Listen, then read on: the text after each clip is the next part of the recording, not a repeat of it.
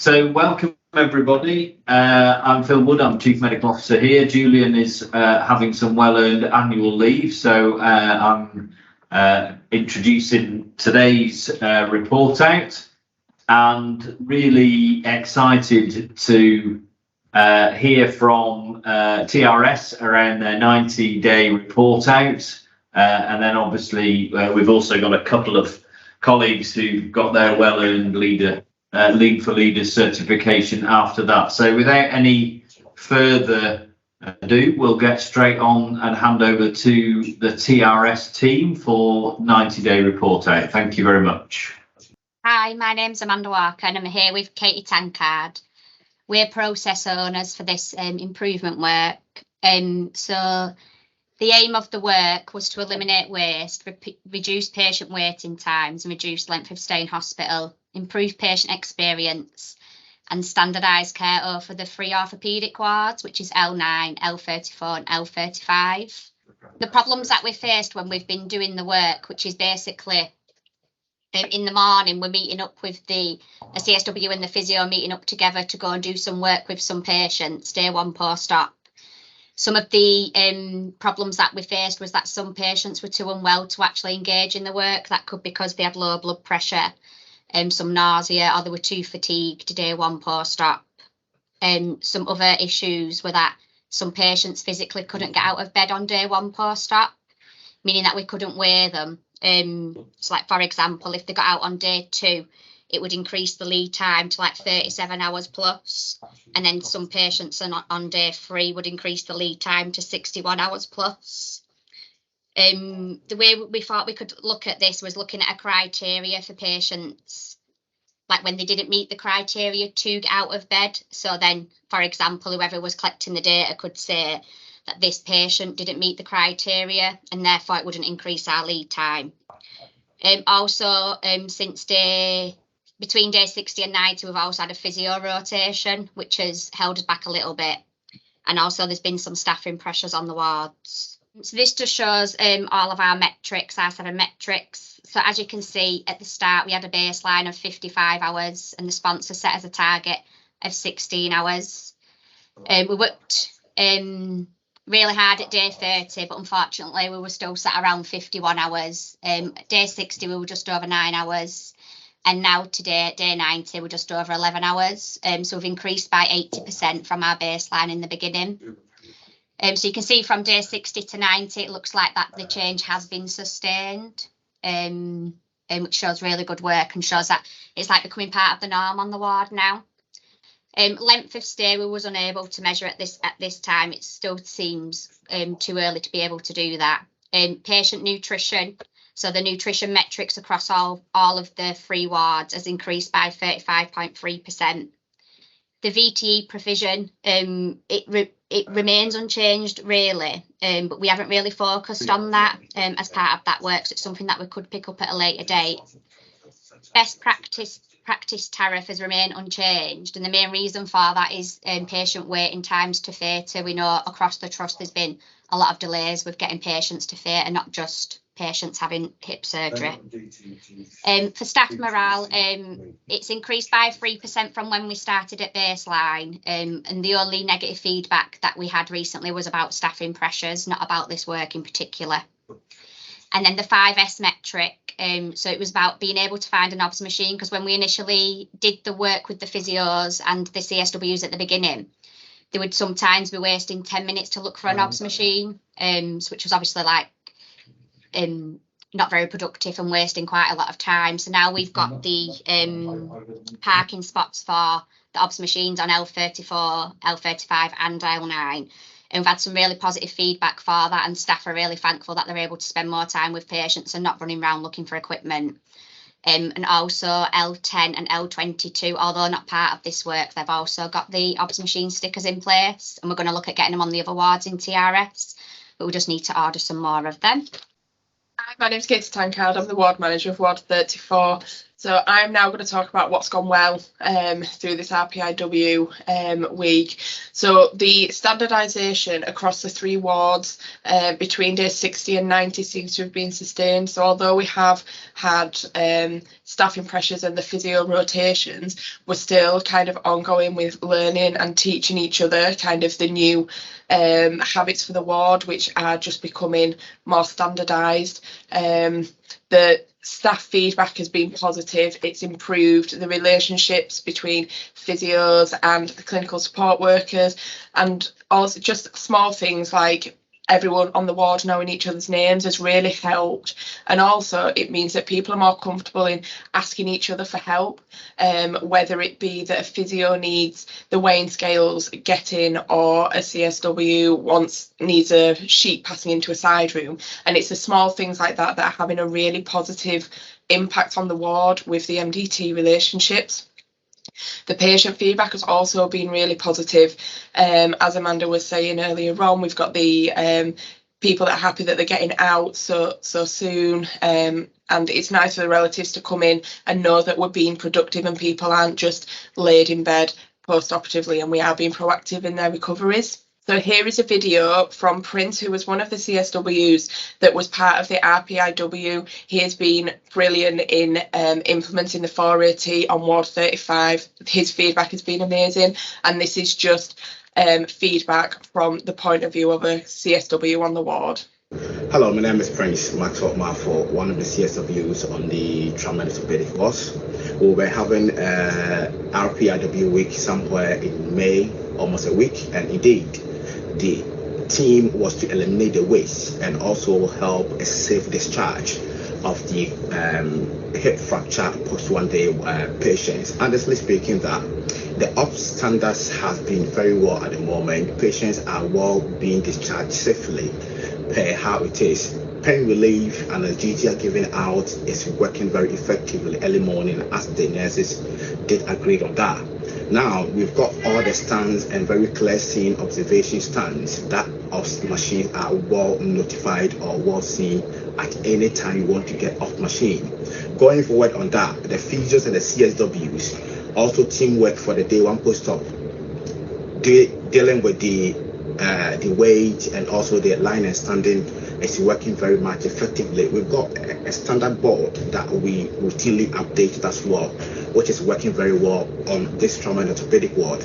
I can honestly say that the 480 assessment is still in progress. Here's the case that most of the staff are very well confident at the moment dealing with the 480 assessment. So next target is that to still keep reminding and also encouraging staff to work on that. So generally, I'll say that this RPIW week has effectively worked a lot, and going forward, thinking that it's going to work very well. Thank you. Lovely. So to round this off, as this is our last report out, we just wanted to say thank you, let out a few thank yous. So to all the staff on Ward 9, 34 and 35 for continuing to support and engage with this work. To Natalie Bell, who is the Band 7 physiotherapy, the physiotherapist that's been involved, who has helped her team integrate the CSW and physio work. To Becky Kenny, matron for TRS, for her ongoing support throughout the full, not just the week, but the months that have followed that. To Diane Armstrong, who is our head of nursing, and realising that a change needed to happen and empower us to make that within our areas. To Jimmy for the support during the process. Lauren, who has now sadly left, although she has logged in today, and helped with all of our data collection, and to everyone else that visited us and gave us their time during the Rapid Improvement Process week. Fantastic. Thank you, Amanda and Katie. Brilliant. That really was, and you just missed one thank you off there, which I think is Prince for his video, actually, which I think we should also, because I thought that really helped bring it to life and actually just shows, you know, how you've got that really great engagement across the team. So I thought that's absolutely brilliant, really good. And some really, you know, given the challenges we've got at the moment, there's the shift in some of those metrics, I think particularly around the lead time, but also that nutrition measure for patients, which I just think is so important. So that whole patient-centered experience has really come across there. And the other thing I was really struck by was just your comment about staff getting more time with patients.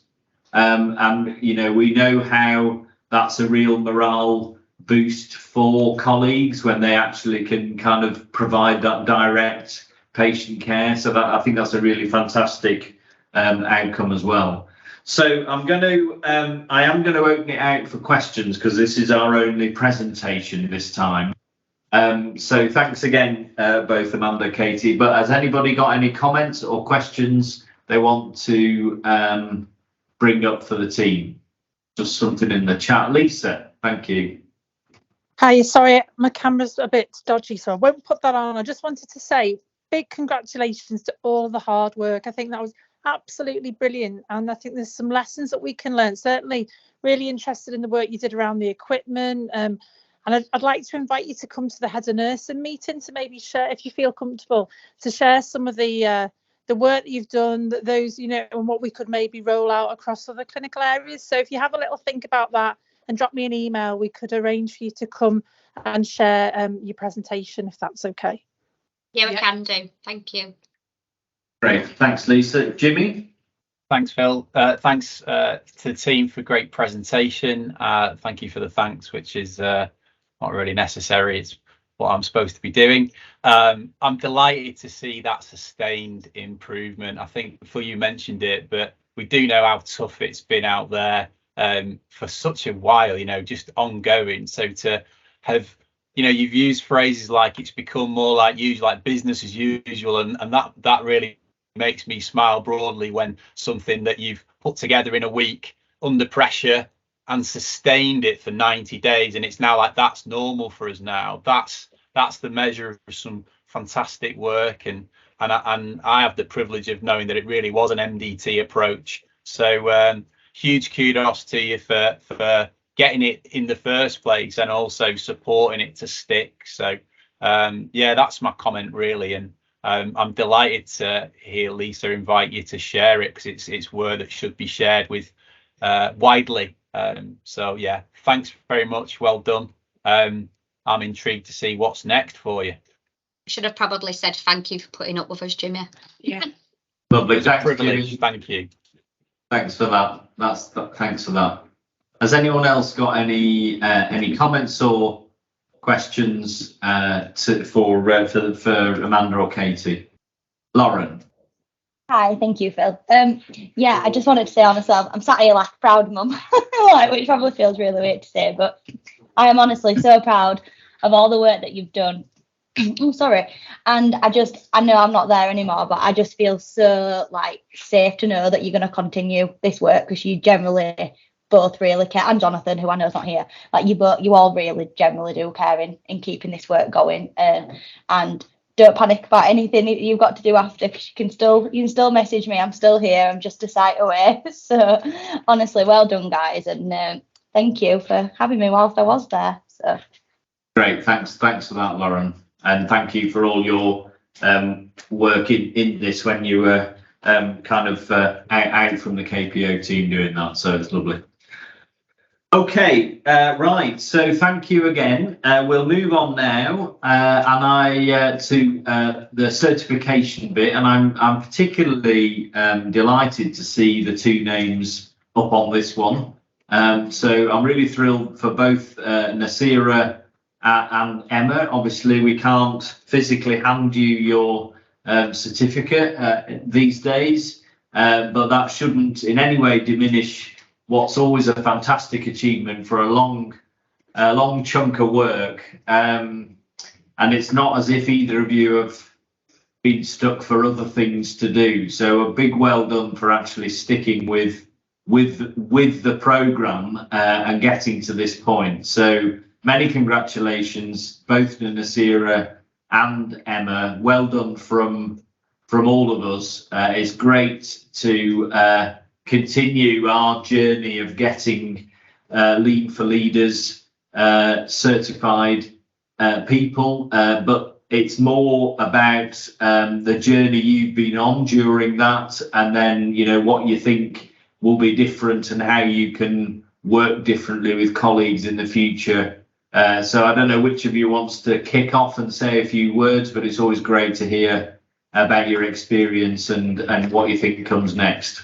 Thanks, Phil. I just want to also say thank you, Jimmy, for getting me over that finish line, because I was one of the first groups and then in between went on mat leave. But what I would say, Phil, was it's made me appreciate that it's okay to try something, and if it doesn't quite work, to look at it in a different way, that, you know, we learn from that, and that we go back to the people and to that problem and that collaboration, and it's about hearts and minds, and small change can have big impact. So you don't have to change the world in a day. So yeah, learn lots throughout it, and we use it every day, and it's now become the basis of all our improvement work. And we're very lucky that we have Matt Spence that we can run through things through as well. So yeah, thank you, and for giving us the opportunity to do it. Fantastic, thanks, Emma. Well done again. Congratulations from everybody. Nasira? Thank you very much, Phil. Yeah, I'm not sure I can top Emma, only just to say that I do absolutely agree that I think at times, you know, you sort of felt like it was a bit of a challenging journey, particularly over the last year or so, but I'm so desperately glad to have stuck by.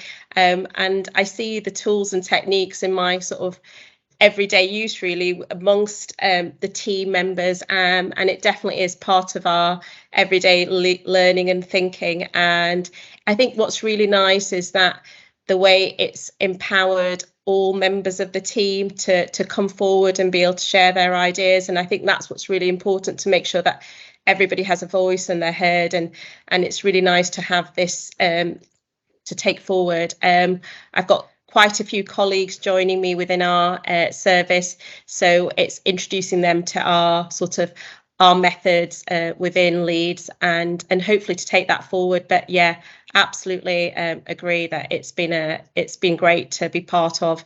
A huge thanks to all the KPO team, to everybody who's been so helpful and patient and understanding with our efforts in this, and thank you for sticking it out with us as well. Great, thanks, Nasira. And I think, you know, what you both said about that sense of now using it, of course, is absolutely critical, isn't it? Because it's about us as an organisation really being on that continuing journey to make it what we do and how we approach things and how we tackle problems. So I think, you know, we're not going to have everybody as experts in the whole methodology, but actually people embracing the approach and then having you in that sort of coaching role where you work is really important to encourage us to kind of keep the kind of flame going, but also much more importantly, use this in the way we can to improve how we deliver patient care. So congratulations again to both of you. Okay, so we haven't anything else on the agenda. I don't know if anyone else has anything they want to add or comment on. Jimmy? Sorry, Phil, I'm going to take the opportunity to officially thank both Emma and Nazira for sticking with it, because as you know, we have lost people along the way, and it's an absolute delight to see you both take your very well earned certification today.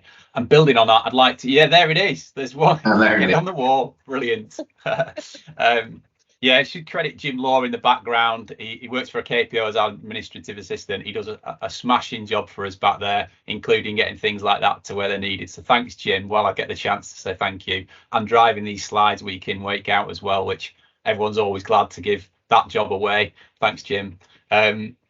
I just wanted to mention that the new version, we're not calling it Lean for Leaders, we're calling it LIM Intermediate, but it started this week.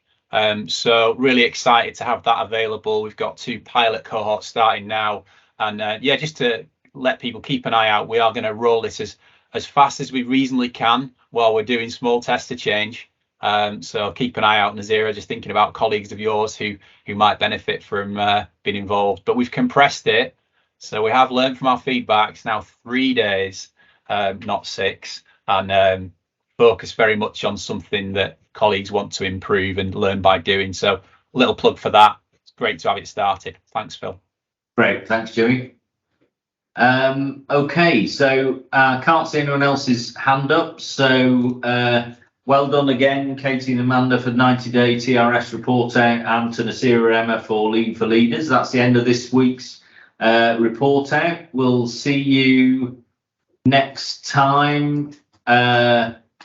Says next week, possibly might not be, but we'll. But anyway, we'll definitely see you next time for report out.